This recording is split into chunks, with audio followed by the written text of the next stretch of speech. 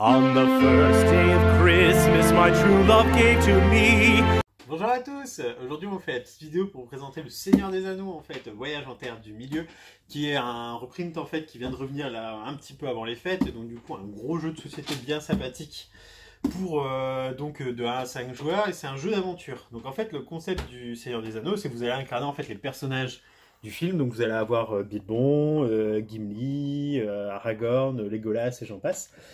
Et donc du coup, chacun en fait a sa petite figurine placée sur le plateau. Et donc du coup, à notre tour de jeu, en fait, on va avoir plusieurs actions possibles, dont les déplacements, les interactions en fait avec des jetons qui seront générés en fait sur le plateau, donc les jetons ainsi de quête, ainsi que les jetons d'exploration.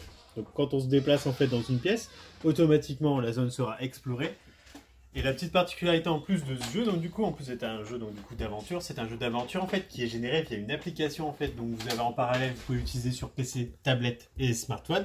Et donc du coup en fait l'application va directement en fait vous dire les tuiles que vous devez placer, à quel endroit vous allez les positionner et quel type d'interaction en fait vous allez pouvoir faire avec le plateau grâce à l'application. Donc là par exemple j'ai un jeton d'aventure, si je le sélectionne, ils vont toujours une trame en fait un peu de type jeu de rôle en fait, hein, qui est vraiment très immersive. Là c'est pareil, je vais couper le son pour la vidéo, mais vous avez un petit fond musical qui est bien dans l'univers de Tolkien et qui est très sympathique. Donc du coup en fait à chaque fois, la plupart du temps, les interactions en fait, que vous allez avoir vont se faire via des tests. Donc d'où le côté un peu deck building du jeu, c'est que vous allez en fait faire des tirages de cartes en fonction de vos compétences en fait dans le milieu. Par exemple si je dois faire un test d'agilité, je tirerai 2 cartes. Par contre un test d'ingéniosité est un peu plus intéressant, par exemple j'en tirerai 3.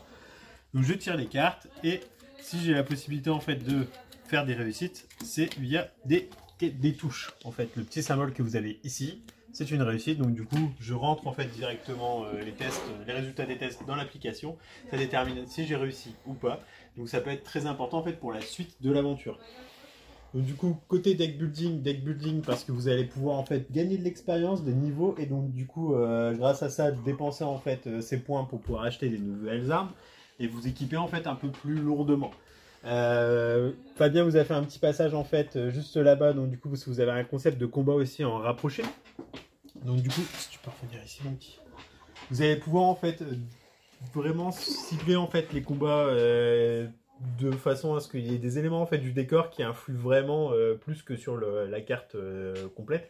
C'est-à-dire que vous allez avoir des éléments dont vous allez pouvoir utiliser, projeter, faire du jet. Par exemple, je sais qu'il y a une statue, vous pouvez redire de tenter un test en fait pour renverser la statue sur vos adversaires.